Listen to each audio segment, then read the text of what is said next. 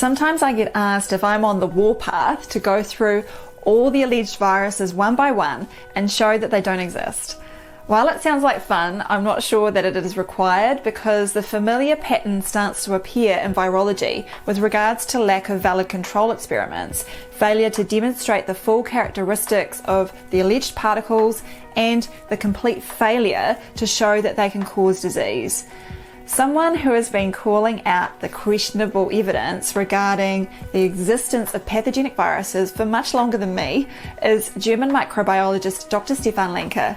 Dr. Lenker hit the headlines in 2015 when the corporate media smeared him by reporting that he had foolishly offered 100,000 euros to anyone that could prove the existence of the measles virus. How could anyone be so crazy, they alleged, and to this day, some of these sites continue to imply that Dr. Lenker was proven wrong and lost his money. But is that what really happened? Dr. Lenker is a major thorn in the side for parts of the medical establishment and pharmaceutical industry. He does the experiments that nobody else has been doing, especially control experiments in virology. He has shown that cytopathic effects, one of the ways virologists claim proof of a virus, can be generated in a test tube by simply stressing the cells through the technique itself. That is, through the addition of substances such as antibiotics and passaging of the culture. However, to this day, these false proxies continue to be presented as evidence of viruses. Dr. Lenker has also pointed out the problems of shotgun and metagenomic sequencing techniques to create alleged genomes, particularly in virology. Stefan has his own exuberant style and discusses some of the issues related to this here. And the most important thing is to know, from the nucleic acid which they had in their hand, they could not create a genome. So they multiplied it with PCR in such a dirty way with a lot of cycles, and a lot of cycles always mean dirty. A lot of new sequences are produced, which in reality are not there. And with this artificially produced nucleic acid, even then they could not come up with a genome. So they took some sequences, made this assembly, some of them fit here, some of them fit there, and so then we put all those things to a given genome of a coronavirus, and even then the thing was not ready. And the second step, what they are doing, they are producing artificial short sequences of nucleic acid called primer, used in the PCR, and they construct in such a high number that the sequences artificially created on their own are 20% of the genome, right? And then only after this, what they are calling deep metagenomic sequencing, they come up with a genome. So to put it short, what they have in reality in their test tubes, right, they have nothing. In any case, it was in 2011 that Dr. Lenker was concerned about the basis of the measles vaccine and proposals to mandate the vaccine for children in Germany.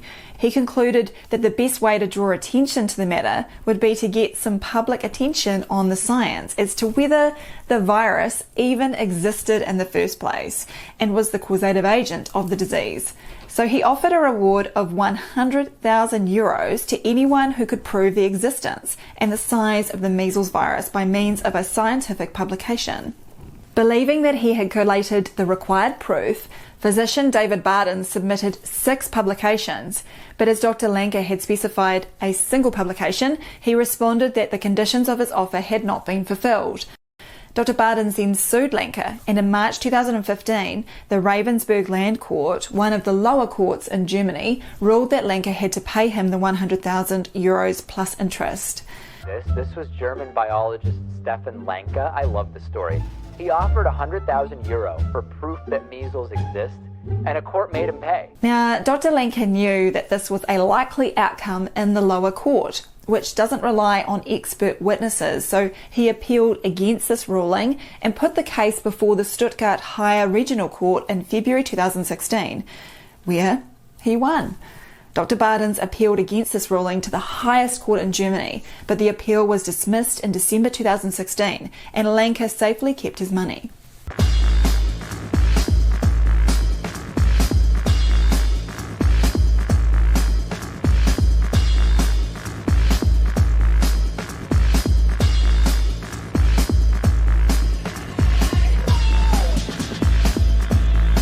Thanks to my friend Germ at Germ Warfare for putting together that video.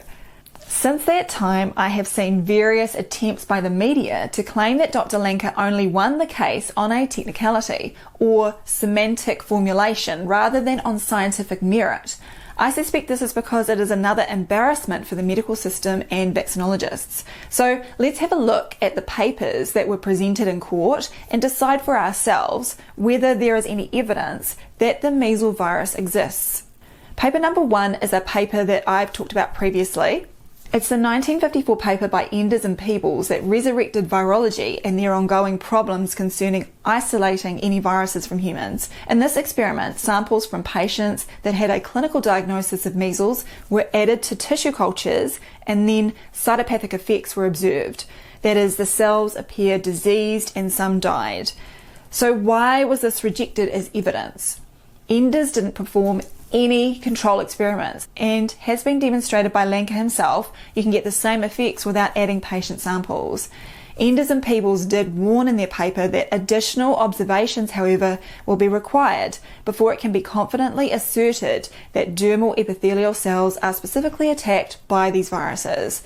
And it must be borne in mind that cytopathic effects which superficially resemble those resulting from infection by the measles agents may possibly be induced by unknown factors. Unfortunately, the warnings were swept aside and virologists to this day continue to use this unscientific method. The second paper presented was Studies on Measles Virus in Monkey Kidney Tissue Cultures from 1958.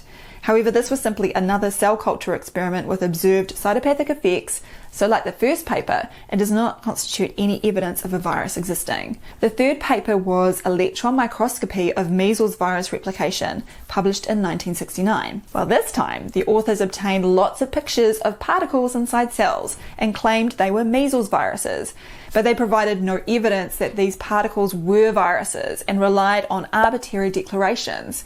The particles themselves were not shown in any way to be infectious or disease-causing. The fourth paper was the molecular length of measles virus RNA and the structural organization of measles nucleocapsids, published in 1984. In this experiment, the authors produced images of purified particles which they said were measles viruses. However, as you may have guessed, like the previous paper, how is it known that these are viruses and can cause disease? They can't make this determination because no clinical experiments were performed to show that the particles did anything to a potential host. The fifth paper was Structure, Transcription and Replication of Measles Virus, published in 1995. This was a consensus review in which the authors purport to describe the measles virus genome. However, this was based on detecting genetic fragments in test tubes and assembling them into a hypothetical model. It was not established that the computer-generated sequence exists in nature, or the sequences were even viral in origin. The last paper was Analysis of Morphology and Infectivity of Measles Virus Particles, published in 2007. This one is probably the funniest.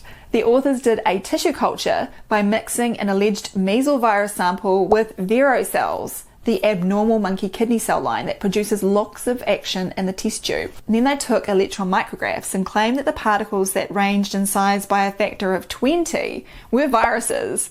This seems a little odd for something that is supposed to make faithful replicants of itself. In any case, they provided no evidence that the particles were able to cause disease, and even worse, performed no control experiment for what are known to be non-specific cell reactions in a test tube. In summary, I don't think Dr. Lanka won the case on just a technicality, as even altogether, the 6 papers do not show that a measles virus exists. At the court proceedings, Professor Andreas Podbielski, head of the Department of Medical Microbiology and Virology in Rostock, suggested that taken all together, they could perhaps be considered to provide evidence of the measles virus. But then he contradicted himself by admitting that with regards to the 6 presented papers, none of the authors had conducted any controlled experiments following internationally defined rules and principles of good scientific practice. It's unclear to me how combining 6 unscientific papers would produce a scientific result. So this is a sorry state of affairs with regards to the existence of the measles virus. And if you are wondering whether there are better papers that could have been put forward It seems unlikely.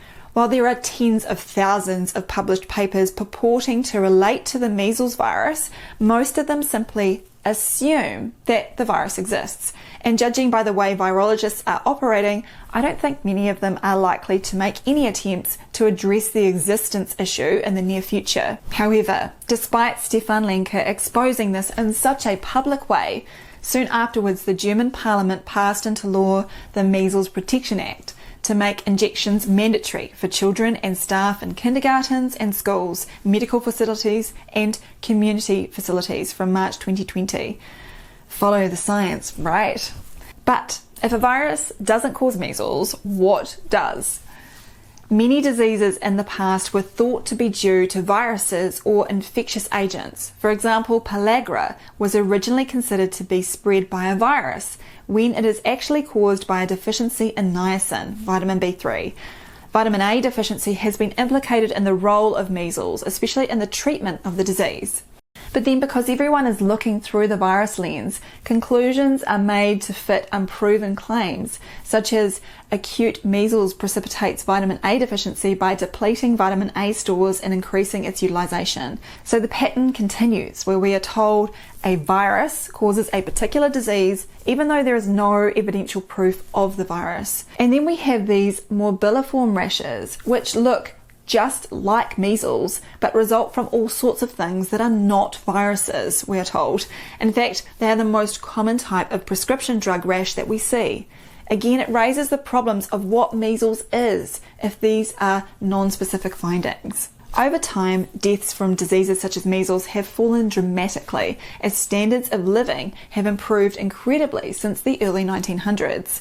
Despite claims that are widely touted, the introduction of measles vaccines cannot be said to have been the reason for these improvements. And deaths and injuries are what we are trying to prevent, not meaningless case numbers as promoted by disingenuous sites such as Wikipedia. While we do see clusters of measles cases in unvaccinated communities, these also happen to be people exposed to the same environmental conditions, which are often suboptimal.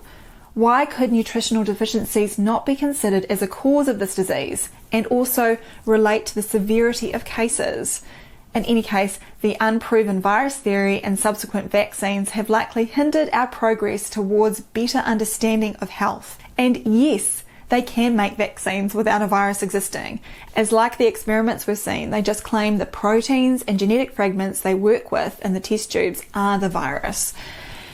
As a last note, I thought I would mention that Stefan and myself are both influenced by the same group when we set down the path of investigating the existence of viruses, and that's the Perth group.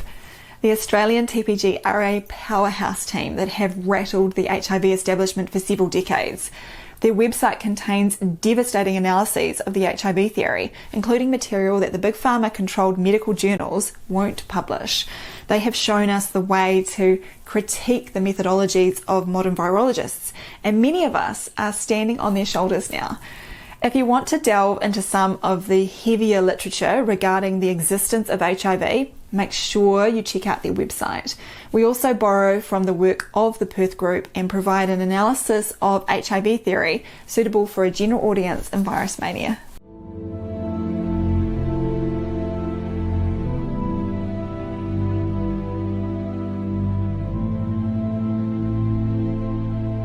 To help sustain my channel in this time of censorship, please support my work on Subscribestar. Link is in the description. So that we don't lose touch, please find me at drsambailey.com and sign up for my free newsletter.